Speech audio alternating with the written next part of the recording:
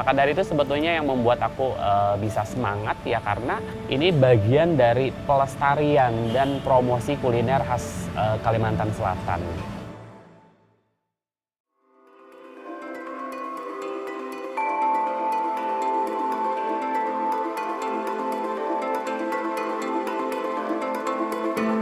Kota Seribu Sungai, begitu orang mengenal Banjarmasin. Sungai-sungai yang membelah wilayah ini banyak dijadikan penopang kehidupan. Bahkan sebagian besar masyarakat menjadikan sungai sebagai sesuatu yang tidak dapat dipisahkan dari budaya dan kulinernya.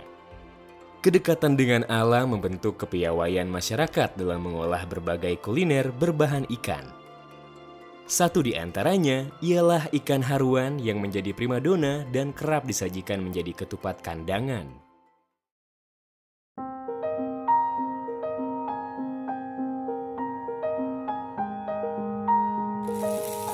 Nama saya Ahmad Ayat Syahrani, generasi keempat dari Ketupat Kaum Banjarmasin. Kita sudah generasi keempat ini dari tahun 1890. Kita prosesnya itu dari subuh kita bikin rebus ketupatnya dulu. Untuk berasnya sendiri itu memang harus beras khusus dari Banjarmasin. Karena kalau tidak beras khusus itu tekstur ketupatnya itu rasanya akan berbeda. Setelah kita rebus ketupat, baru lanjut ke kuah santannya. Kita kasih bumbu-bumbu yang tentu saja khas dari Ketupat Kaum. Kemudian ada tambahan ikan haruan atau ikan gabus yang dimasak dengan cara diasap menggunakan batok kelapa, kita bakar sampai jadi arang.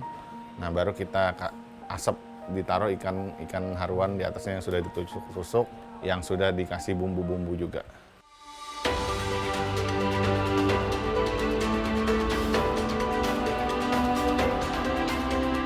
Nah, terus dimasukin ke kuah, maka aroma dari asap itu juga akan meresap di kuah sehingga menghasilkan kombinasi rasa yang sangat enak di lidah.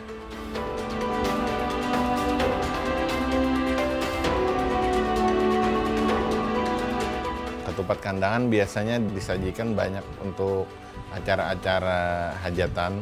Paling ramenya itu ketika momen-momen pada saat Lebaran, ketupat kandangan merupakan favorit. Bahkan kita sampai kewalahan ketika menerima pesanan itu.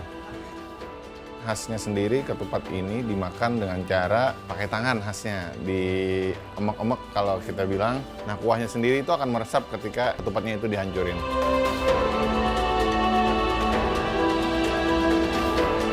Tentunya sangat bangga ya kita bisa melestarikan makanan khas Banjar, khususnya Kalimantan Selatan. Mudah-mudahan nanti ketupat kandangan ini menjadi ikonnya untuk kota Banjarmasin dan ini menjadi tujuan destinasi untuk teman-teman wisatawan, turis lokal maupun asing untuk mencobai rasa yang khas dari ketupat kandangan.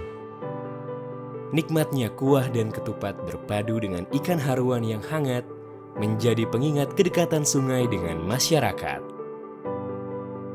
Menariknya, meski panganan berbahan ikan kerap ditemui di sepanjang jalan kota, ada pula sajian otentik lainnya yang berasal dari proses akulturasi budaya masyarakat. Mie Bancir.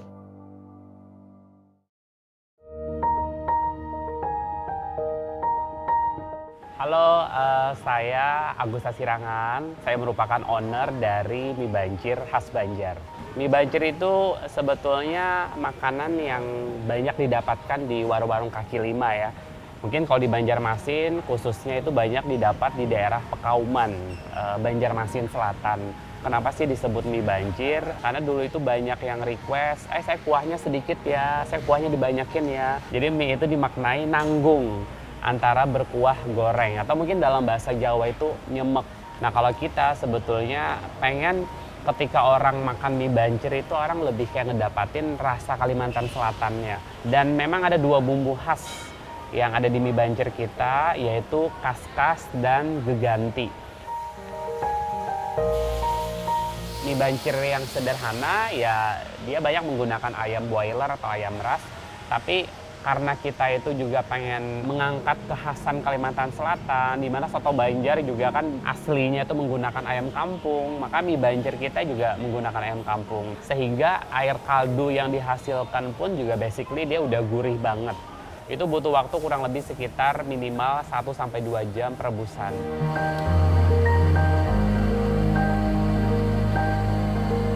Untuk penyajiannya biasanya kita piring hidangnya itu kita alasi dengan daun pisang ya, biar pada saat dituang itu aromanya bisa wangi. Kemudian setelah mie-nya dituang di atas piring, biasa kita sajikan dengan suiran ayam kampung, kemudian irisan dari telur bebek, lalu kita taburi dengan irisan dari daun seledri dan juga bawang goreng.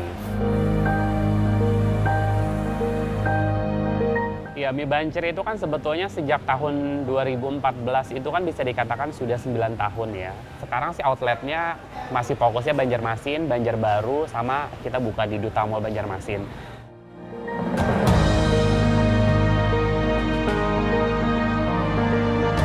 Selain aku begitu cinta dengan Kalimantan Selatan, aku merasa siapa lagi sih generasi selanjutnya selain yang muda-muda, sampai ibaratnya orang luar yang ngambil kesempatan itu, sedangkan itu mungkin bisa jadi tamparan buat kita orang lokal, kenapa nggak orang lokal sendiri gitu loh. Maka dari itu sebetulnya yang membuat aku bisa semangat ya, karena ini bagian dari pelestarian dan promosi kuliner khas Kalimantan Selatan. Meski belum sepopuler mie dari daerah lainnya, namun akulturasi budaya pada hidangan mie Banjar menjadi tanda kedekatan masyarakat bukan hanya kepada alam saja, namun juga kepada sesama. Membahas kuliner Banjarmasin tak hanya soal rasa, tetapi nilai-nilai luhur yang terkandung juga pantas untuk diulas. Dan tak lengkap rasanya jika belum membahas kue tradisional yang telah mengakar sejak dahulu dan tetap digemari sebagai asupan energi. Kue bingka.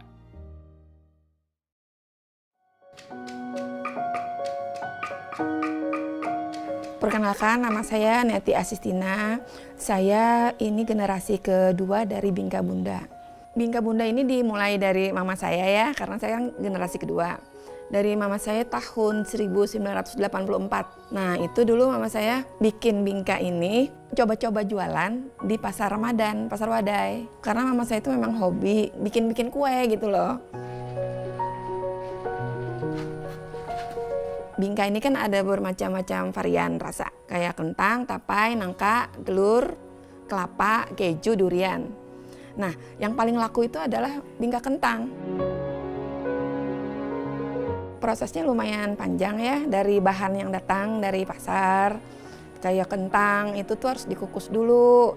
Habis dikukus itu nanti udah matang dia dikupas.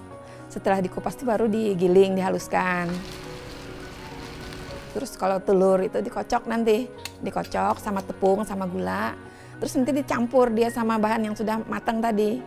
Terus kayak santan itu harus dimasak dulu biar dia awet. Kalau yang namanya bingka itu biasanya ya dia bentuknya seperti bunga, segi 6 gitu, kayak kelopak gitu. Walaupun misalnya bahannya sama, terus misalnya dia segi 4, kayaknya nggak bisa nyebut itu namanya bingka gitu.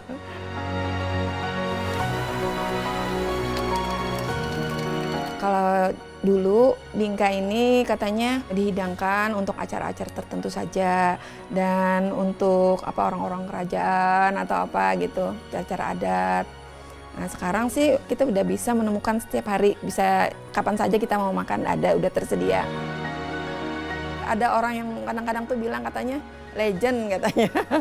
Ya mudah-mudahan untuk jangka panjangnya ada yang nerusin, tetap menjadi salah satu ciri khas kuliner khas Banjarmasin.